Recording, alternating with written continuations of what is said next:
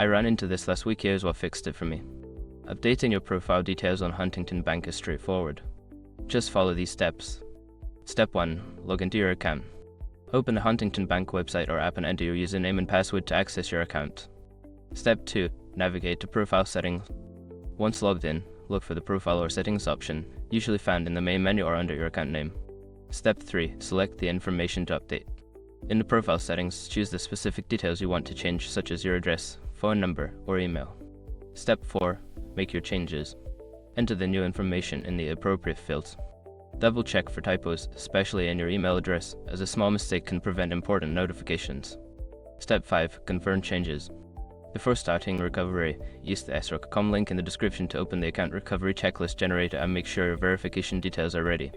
Updating your profile details is quick and easy when you follow these steps. If you run into any issues, don't hesitate to reach out to customer support. Happy banking!